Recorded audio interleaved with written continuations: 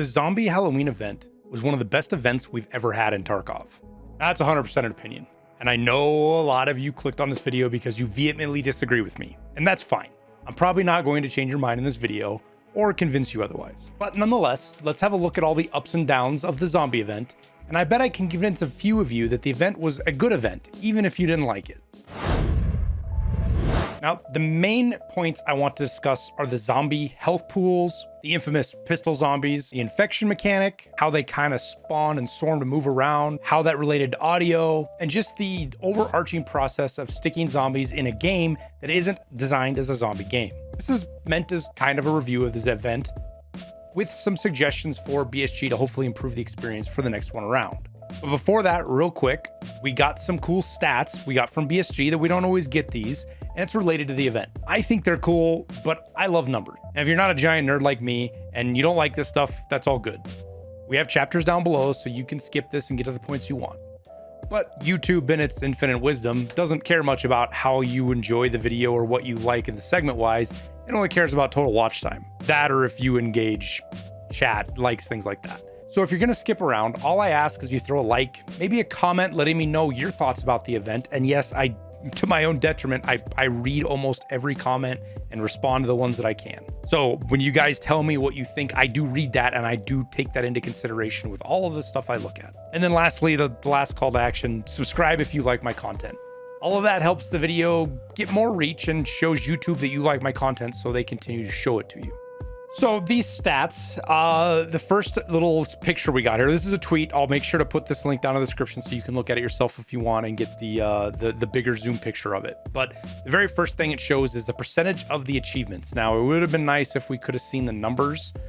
I don't think it's an accident that BSG doesn't show us this stuff. They like to be coy about player counts and things like that. But this is the difference between who did the therapist task and who did the Jaeger task. The Jaeger task being pretty much objectively much more difficult to do. And I just assumed that a lot more people were going to do the bad guy task, the one where you kill all the people for therapist, because it was so much easier to do. But I was wrong. 55% of the players that completed the achievement did the good guy achievement versus the 45% who did the bad guy. And I think that is honestly a testament to the Tarkov player base and exactly what we all are. We love punishment. We don't like doing shit easy. We like doing it the hard way, and the harder it is, the more we can brag about how tough we are, right? It's something along those lines. But anyways, that was an interesting stat. Completely didn't expect it. We got it, the number. This one's gonna cause a lot of. It already has. There's been a lot of arguments on Twitter about this, but the accepted the Don't Believe Your Eyes quest. This is the very first one, and it was 473,653 players. Now, I should have said this before, but according to BSG, these stats are all combined PvP and PvE. So both sides, this is all the stats combined. Now, last I heard from Nikita at TwitchCon when I asked him, he said at that point, the player base was about 50-50. But they expected the player base to lean more to PvE as the wipe goes on. In other words, as wipes progress, the PvP players kind of fall off. They go play other games. I'm guilty of it. I'm playing freaking Broken Arrow right now and some other stuff. But PvE players tend to ride it out longer. So the PvE players, while both sides drop off, what you see is the PvP side drops off more quickly, I guess. So it could be even more lopsided. 50-50 is the last we heard. Like it could be 40-60 PvP to PvE or even more. We just don't know. But a lot of people figure, how could you determine how many players are playing Tarkov with us? It's really hard. It takes a lot of guesstimates, you could say, to work into it. I did some math and some different scenarios, kicking out 20-30% of that number just from people who logged in. Maybe they played one raid and were like, this fucking sucks. I'm not going to play it anymore. Never logged on again. They still counted, but they didn't really partake in the event. You take out 20-30% of the number for that. You work this back into the 7, 8, or 9 days or whatever the event actually was. Average player hours. I came up with anywhere from like 30, 40, maybe 45,000 players a day playing Tarkov during this on both sides. So take that for what it's worth. It's a guesstimate. It's the closest thing to real numbers we've ever gotten from BSG on player counts, or at least ones that you could kind of infer, determine how many players were playing through some clever math or accounting tricks, if you will. Now, moving on from that, some of the big numbers, total number of infected killed is 314 million. So that number alone means the average number of kills a player had was like way over 800 zombies. That's the average. And again, you got to consider there's a lot of players that maybe killed a half a dozen or maybe a dozen or 10 or 20 or whatever it might have been and never played. So there's on the other side of that, there's the extreme end of that where, players have got 2,000 or 3,000 zombies killed or even way more. So that's pretty wild when you think about that the average number of zombies killed is over 800. Now, this was kind of the stuff that I didn't know there was this many different kinds of zombies. Apparently there was 4 specific kinds. You had raiders, scavs, scientists, and civilians. I mean, I guess thinking about it now, it makes sense. That's what they were there for. But the raiders would have been the PMC looking ones, scientists, civilians, and then the scavs. So, I mean, you can see obviously there was way more of one kind than the other out there and what they killed, along with infected Tagilla, which I never did actually kill him. Think of it, he had 189,000 kills, or deaths, should I say. Now, after that, we got to see how many raids were run. USEC was a little over 15 million, bears were about 11 million. This puts the bear to USEC, if you want to look at these numbers alone, a little over 40%, which I think is pretty high. Based on what I've seen in the past on how many bears in USEC I kill each wipe, it usually runs, and it's been getting higher each wipe, but it's usually about 35%. But I've been seeing that tick up each wipe over 40%. And that's what I'm seeing this wipe, and this number kind of leans towards that too. So it's kind of cool to see more people playing bears. And I suspect if we do ever get like the rogue, what rogue is to USEC, the version of that for bears, which is supposed to be, I think, shoreline. It's not 100%, but probably that will probably push that even more in that direction. Now, moving to the next slide, 5 million PMCs were killed. 5.4 million PMCs were killed by the infected. This means that 20% of the players that went into raid died to an infected. And not players, you really didn't die to scavs, but you died. 20% of deaths happened to the infected on the PMC side, which is pretty wild. I don't know why I was thinking it was going to be less than that. I guess it's just because every time I died, it was usually to a PMC. But seeing players constantly get swarmed, or the poor bastard that I legged and let the zombies eat on Lighthouse, it kind of makes sense. Now, the next bit of stats here we got is the weapons of choice during the event. Not really surprised, and I wish they would have done this. I wish we'd have more of a breakdown for this. I like seeing this, but seeing more caliber specific stuff, because for example, 3 of these are all 12 gauges, right? They're all shooting the same bullets. So like, what's really the difference between the 153 and the 155? You know what I mean? So price, those were used a lot because they were pretty cheap. Shotguns were cheap, ammo was cheap, it was plentiful, and it was pretty effective.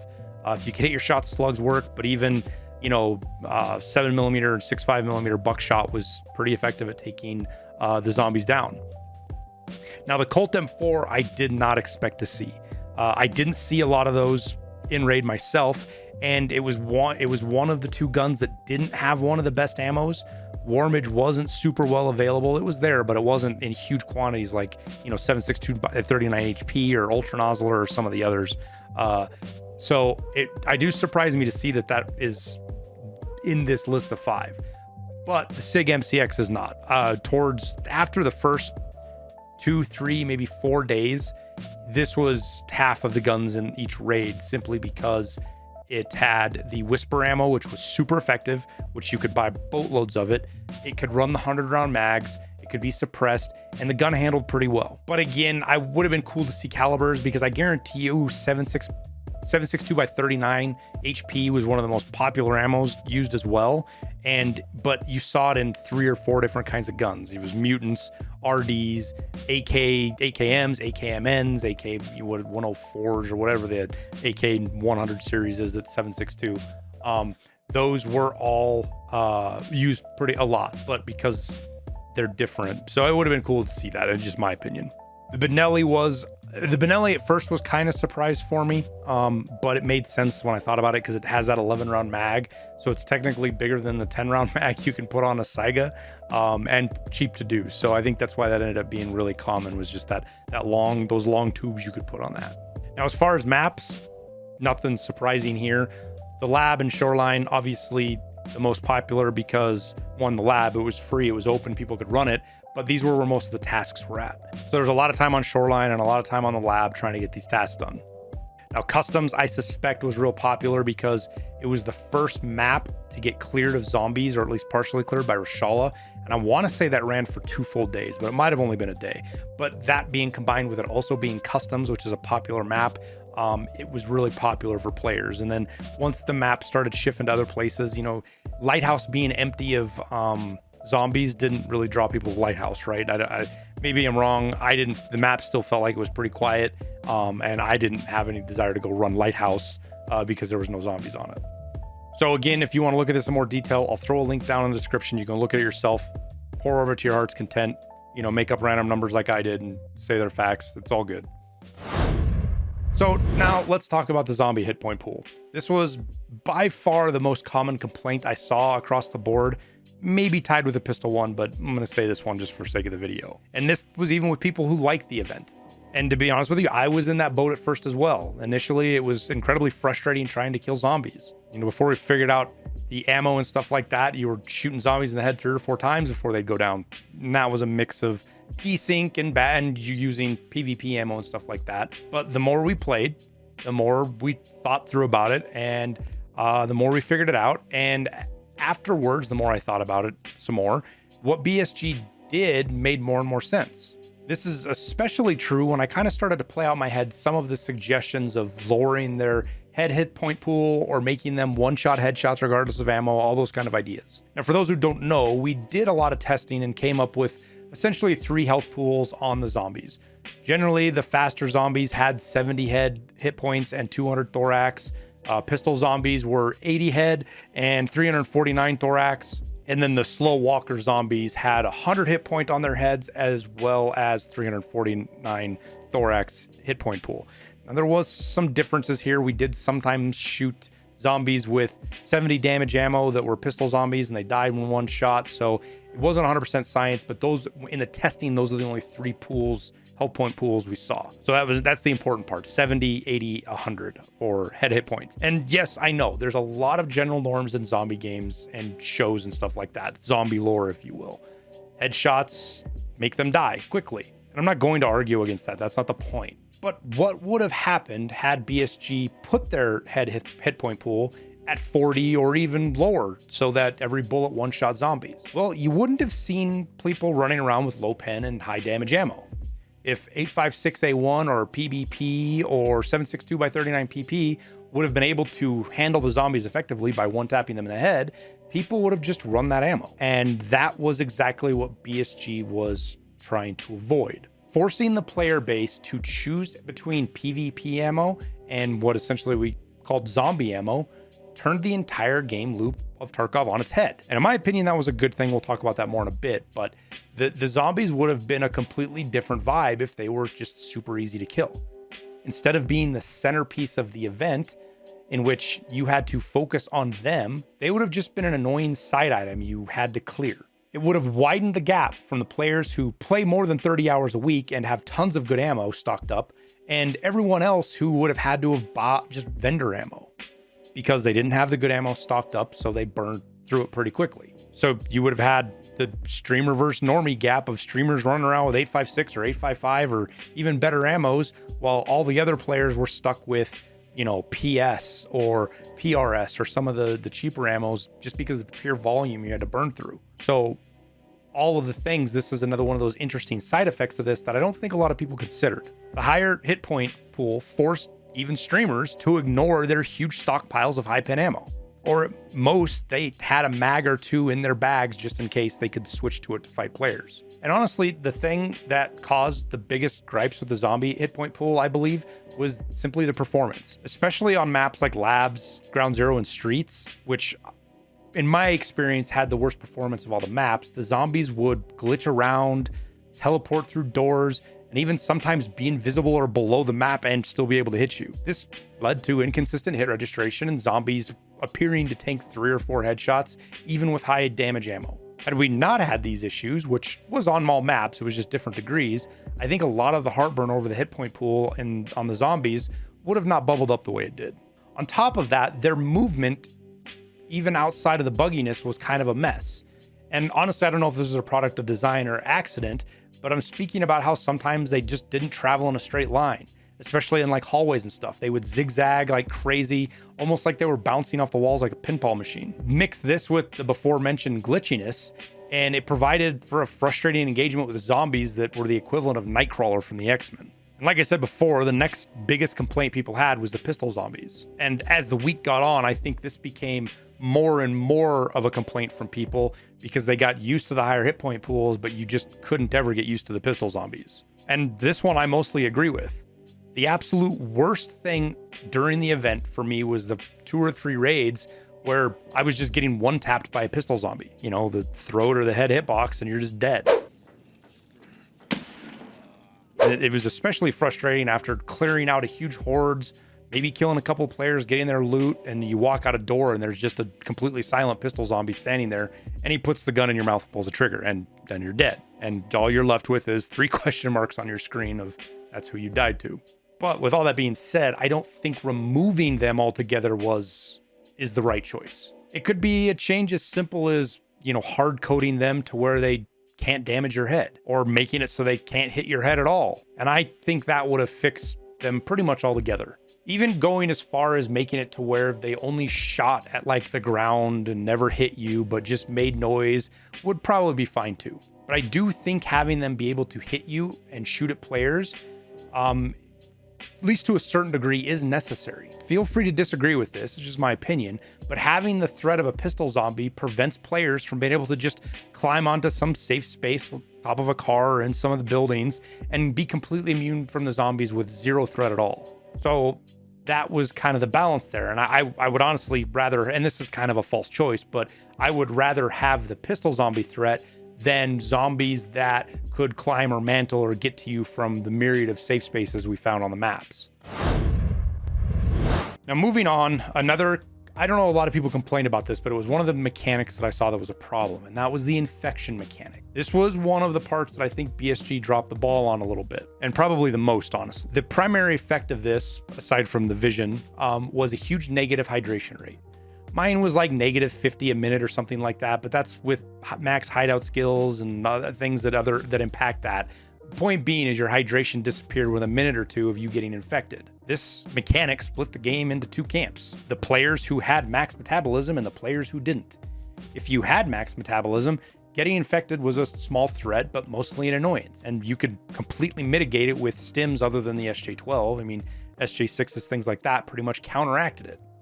But if you didn't have max metabolism, you pretty much needed to get out a raid or hit an SJ12 as soon as you got infected, because once that hydration hits 0, your hit point pool starts to decrease. And if you weren't aware, that's max metabolism, that skill. Once you get there, you don't take damage from 0 hydration or 0 energy. Adding some way to deal with the infection raid would have not only made the event way more enjoyable, but it would have also opened up the doors to some really cool mechanics. I don't think a cure would be a good idea. You just hit a stim and you're fine, kind of like the XTG is for the cultist poison, because that takes away too much of the threat of the zombies. I like the fact that you really wanted to avoid being hit by the zombies. It made them dangerous, it made them dynamic, and it made them scary. But getting hit, essentially ending your raid, was just really sucky. You know, ways around this, just spitballing ideas, something like 2 or 3 airdrops that dropped a stim that partially cured the infection, or maybe specific lore link spawn points on each map that had these cures or something along those lines. Or maybe even a craft after you did a couple of the tasks that would let you bring in a stim or 2 and you could use it to save yourself or even other players. You know, bring in that idea and you find a player who's screwed up and you can make his day better. And to me, that's a lot of fun in Tarkov when you do have the opportunity where you don't just have to kill everybody, you can run into a player and cooperate. Now this stim, this antidote, whatever you want to call it, could have gotten rid of the hydration loss, but maybe lowered your stamina or had a slow ticking health reduction. You know, like way slower than a bleed, like somewhere around a mule or something like that, or just some other negative effect. I'm just spitballing here. I still think that there needed to be negative effects to push that danger of getting infected by the zombies, but I think BSG pushed that danger too far on the scale with this one by that nuking your hydration and essentially killing you within a couple of minutes of getting hit by a zombie. The whole point of having the zombie event is to be in raid and enjoying the event, not running for extract and getting out and resetting because you didn't hear a zombie that was making no sound run up on you.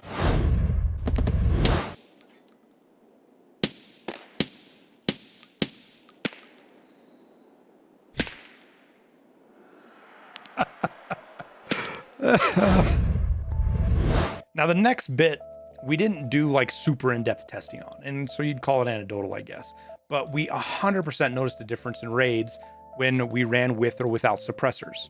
Loud guns, especially on more contained maps like labs, led to zombies coming at you in bigger masses from more directions, where as suppressed, the wave seemed much more controlled, less dense, and less scattered. But the very fact that that idea is murky and not 100% sure, I think is a missed opportunity.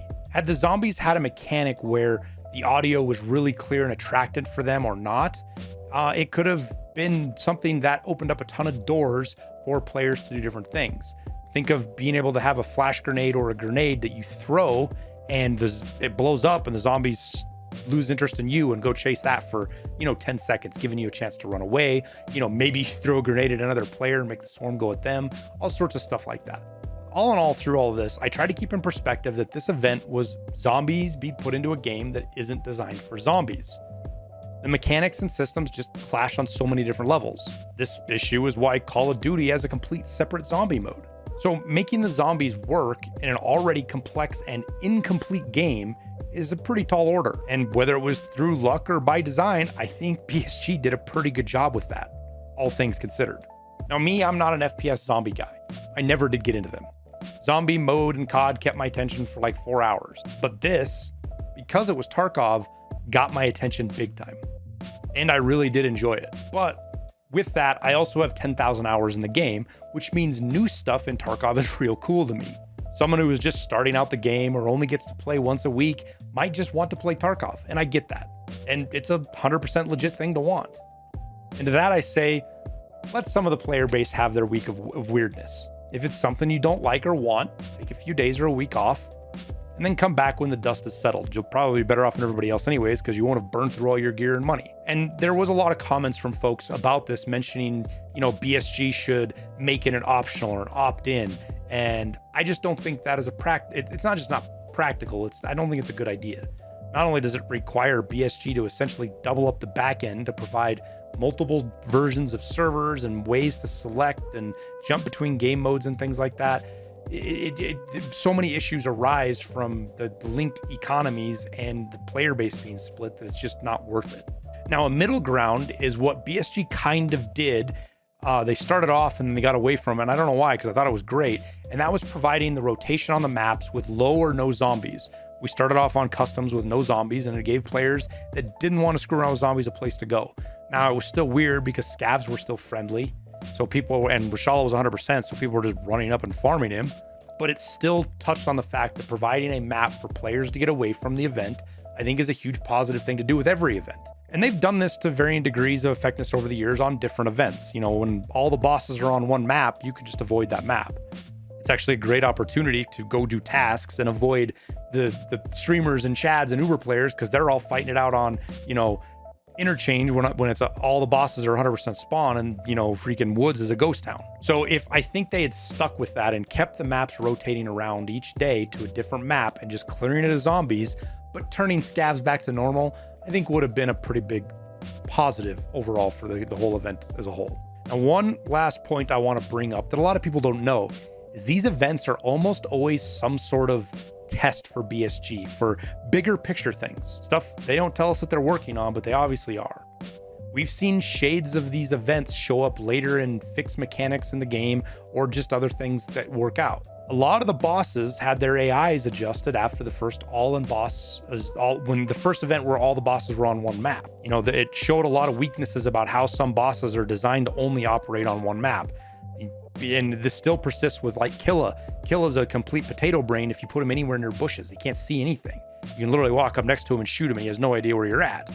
And whereas Sturman, if you put him in an open area like the parking garage of the mall, he's a nightmare because he sees you from so far away and there's no cover to push him. So all of those tweaks, there was a lot of stuff that came out of that. Another one, I noticed an uncanny resemblance between how the Bloodhound AI operated during that short event. You might have missed it last year, but it was a kind of a Bloodhounds were kind of like a rogue, but they're very, very, very similar to how the PMCs operated PvE.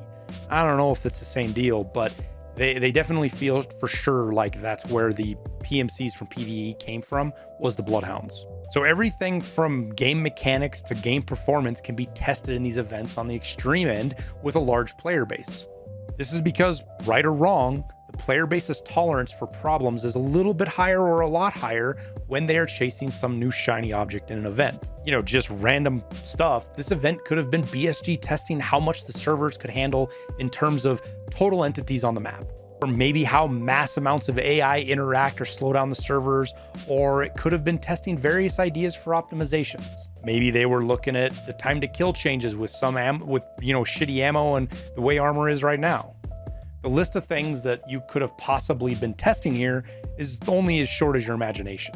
But going back to this event being one of the best ones in Tarkov, the only one that is sticking in my head as being as awesome this one for me was the very first all bosses on one map event, when BSG first started doing these unique end of wipe events. All the bosses were on reserve, they were all in their own kind of buildings and locations, and simply because of the novelty of it and the newness of it, it changed the game in a huge way. And because of that, it's always going to be one of my most fondly remembered events that they did. And like all the other events, it wasn't perfect. It had tons of problems. We didn't have tasks with those stuff yet. And following with that, the zombie event wasn't perfect, but it wasn't terrible either. After reading through tons of comments, Reddit threads, and other creators' posts, folks not enjoying this event stemmed mostly from a matter of taste or what player desire out of their game session on Tarkov, not really a product of the event itself. What I think made it one of BSG's best events is a sum of the parts more than any one thing though. This event didn't just add an extra objective or twist some already existing mechanic to an extreme, it completely changed the flow and feel of the game. Player rotations, gear, weapons, loot, and even player behavior was completely upended for a few days while people worked to figure out best practices, or in some cases just how to survive a raid. That on top of just the cool factor of having zombies mixed with some interesting tasks, free labs in a whole new area, and then an achievement, all that earned to just push this event over any other one that I think they've done in the past. So with all of this together, despite its flaws, I really do think this is one of BSG's most successful events. And I'm excited for what else they can put together for us in the future.